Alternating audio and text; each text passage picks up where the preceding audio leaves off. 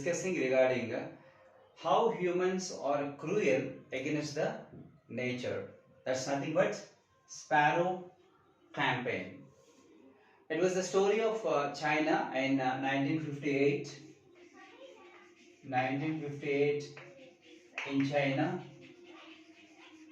It was the story which happened in China in 1958 regarding the killing of sparrows indiscriminately. Okay, before going to the direct point of killing sparrows, and what was the condition in China in 1958? Actually, China is the brand for the speed and also brand for the technology. So that in economically they are developing, industrially they are developing, so that they want to get the domination in the parts economically or industrially developing countries around the world. And also the another way, they are very much good at agricultural practices. In the China, in a particular area, nearly 5,000 families 5,000 families were completely the agricultural families, those who are practicing the agricultural practices, right? And these 5,000 families of agricultural family are they are very good at in the production of agriculture, and they got every year they are getting the more production and nothing but double the production. Double the production rate they are getting by the hard work or maybe by the technology what they are using, right? And some parts of this country, the production rate of the grains decreased. The production rate of the grains are decreasing day by day. And the highest authorities of the agricultural families, they realized and they confirmed that because of the sparrows only, they are eating more of the grains, and in a year almost each sparrow can able to eat 5 pounds of the grains. Because of the sparrows only, their production rate in grains was greatly declined. This was the wrong assumption the higher authorities of the agricultural practices in China they have done. Because of that their wrong assumption, they started killing sparrows. Even the government also passed the order to kill the sparrows wherever they have seen the sparrows. Immediately the orders are passed to kill the sparrows by the poisoning, by hunting, and some people they are beating the drums. They would not stop. They would not come down to the earth. They will be remains in the air itself.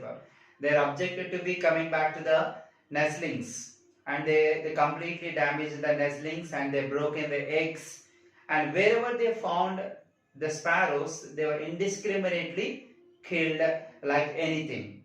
This was a great damage to the sparrows, and sparrows were never killed by any part of the world like how they were killed in the China itself. Whenever they have seen the sparrow, immediately they were killed, and even the government has passed the rules to the schools and colleges and everybody in the country itself. They have announced the awards also that how many people can able to kill how many sparrows. Those who are killing many sparrows or major number of the sparrows will be awarded by the government also. So this is the way the government has motivated the people to kill many of the sparrows itself. So that because of the government orders and the people also be personally realized and they were killed, the many sparrows, almost 99% of the sparrows in that particular area were killed by the Chinese people in 1958. One of the peoples and scientists, nothing but, he dissected the stomach of sparrows and he examined. When he examined the stomach of sparrows by dissecting, he noticed one point That's nothing but three-fourth of sparrow stomach, three-fourth of sparrow stomach was filled with insects. Filled with insects. Which insects? The insects are which are harm to the crop. The insects which are damaging the crop.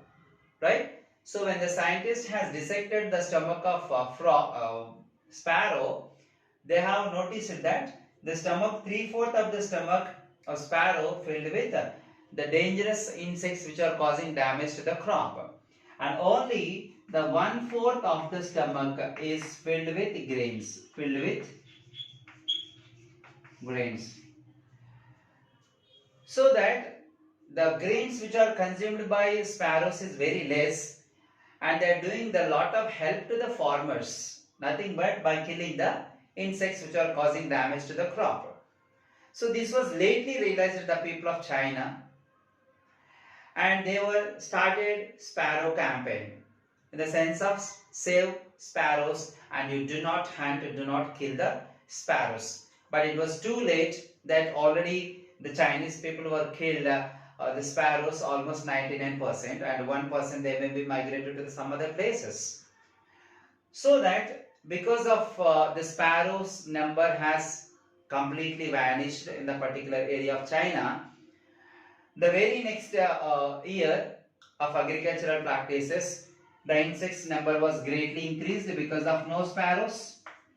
The insect number was greatly increased because of no sparrows, and these insects were attacked the fields, and they were damaged the majority of the grains, and they were eaten, and greatly they were decreased or declined the production rate of grains in the rice field or whatever the grains they are growing.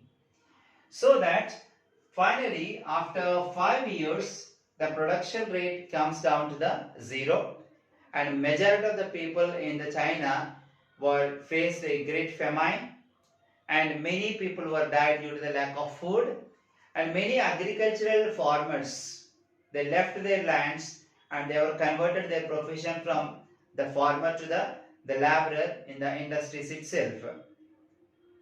So this is what the great interlink or the great balance in the nature itself. So that even the bird, even a single bird also can be deciding the life on earth of humans. So that every organism, they have a right to live on earth, and we don't have a right to kill any organism indiscriminately, because every organism, they have a right to live along with us. See that this is a very cruel story regarding how humans are against the nature itself, right? But after many years, the humans or humans of China, they were realized, and slowly they were preserved or serving the sparrows, and they conserved the sparrows, and slowly nowadays we can see that the sparrow number was greatly increased, right? So that this is a story which tells us that regarding how environment is balancing.